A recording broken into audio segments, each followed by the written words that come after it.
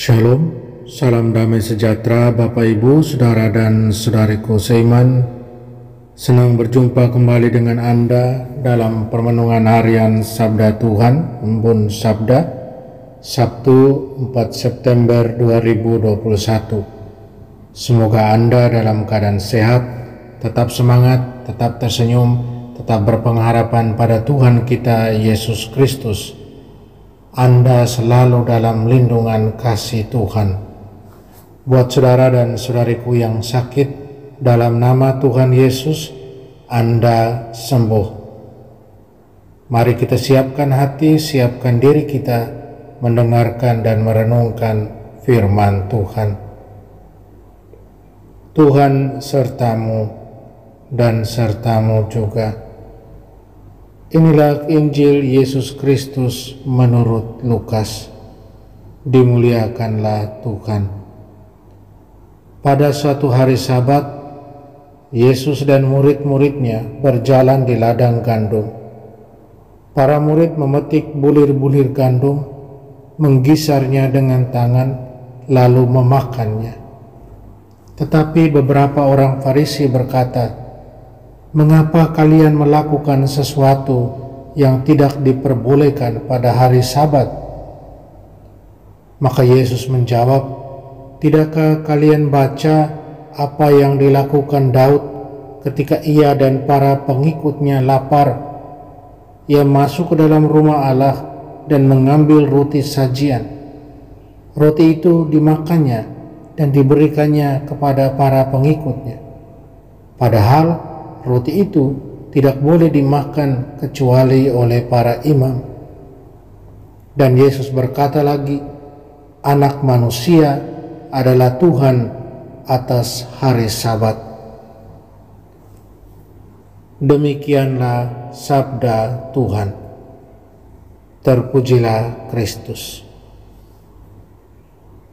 Saudara dan saudariku seiman yang terkasih dalam Kristus, saya ajak kita merenungkan Putra Manusia adalah Tuhan atas hari Sabat. Kebutuhan belas kasih nomor 1. Saudara dan saudariku, apa yang dituntut dari perintah menguduskan hari Sabat? Apa yang dituntut dari kita? Atau lebih mendalam lagi kita bisa bertanya, apa maksud utama di balik perintah ini? Dalam Injil hari ini, para pemimpin agama, orang-orang Farisi dalam hal ini, mereka mengkonfrontasi Yesus tentang masalah ini.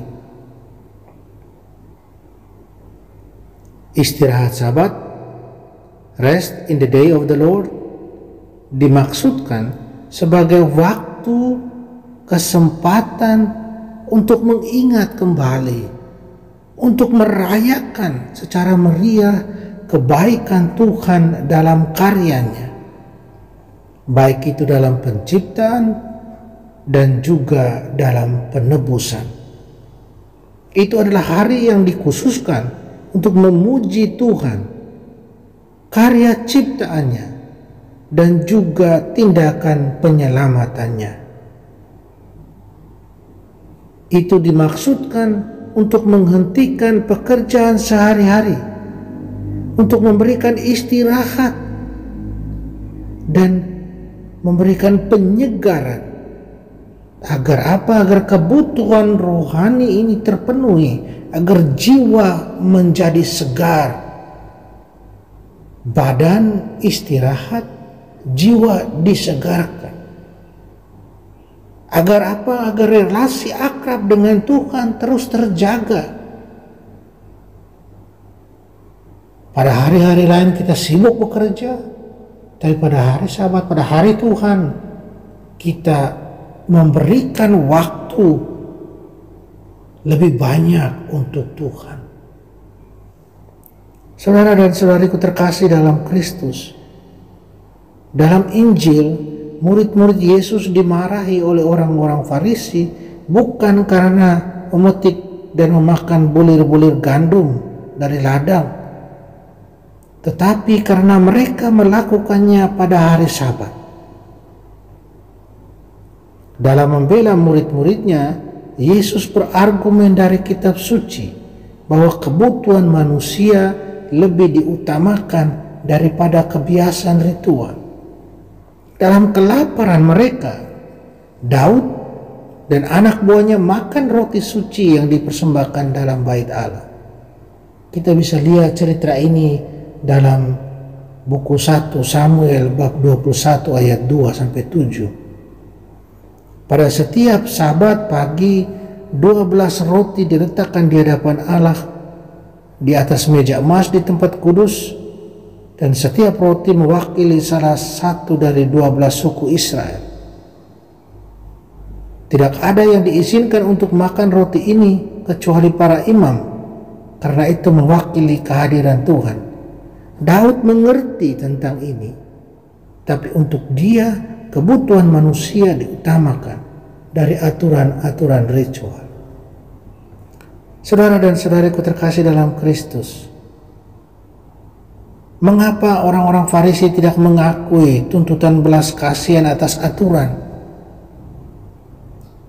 Semangat mereka untuk menjalankan ritual membutakan mereka dari tuntutan amal, dari tuntutan belas kasih yang seharusnya menjadi nomor satu dan mendapat perhatian. Referensi Yesus tentang roti sajian mengacu pada roti sejati dari surga yang ia sendiri tawarkan kepada semua yang percaya kepadanya. Yesus anak Daud, dia anak manusia, gelar untuk Mesias yang terurapi. Dia nyatakan dengan jelas bahwa dia adalah Tuhan atas hari Sabat, dia Tuhan atas hari Sabat. Yesus menyembuhkan pada hari Sabat. Dia sudah buktikan dan seringkali terjadi bentrokan dengan para pemimpin agama saat itu. Untuk Yesus belas kasihan akan selalu ditunjukkan, mendapat perhatian nomor satu. Dan dia tunjukkan buat mereka yang membutuhkan. Semua yang terbebani dapat menemukan istirahat dan kesegaran sejati di dalam dia, dalam Tuhan Yesus. Apakah Anda dan saya mencari istirahat dan penyegaran dalam Tuhan? Apakah Anda dan saya sungguh memuji Tuhan secara khusus pada perayaan hari Tuhan? Saudara dan saudariku terkasih dalam Kristus, pelaksanaan hukum kasih, tuntutan belas kasih harus menjadi nomor satu dalam kehidupan kita semua yang percaya pada Tuhan. Kebutuhan manusia, terutama mereka yang berkebutuhan, harus mendapat perhatian kita. Kita harus ingat dan sadar, nama Tuhan dipuji dan semakin dipermuliakan lewat karya belas kasih itu, lewat karya belas kasih kita. Semoga. Amin. Mari kita mohon kekuatan dari Tuhan, kita berdoa. Tuhan Yesus, Engkau menyegarkan kami dengan kehadiran-Mu, dan Engkau menopang kami dengan firman-Mu yang memberi hidup. Tunjukkanlah kepada kami cara meringankan beban orang lain, terutama mereka yang berkekurangan, dan menyegarkan mereka dengan perhatian kami dalam cinta. Biarkanlah kami menjadi perpanjangan kasih-Mu buat mereka. Amin. Mari kita mohon berkat Tuhan, Tuhan sertamu dan sertamu juga.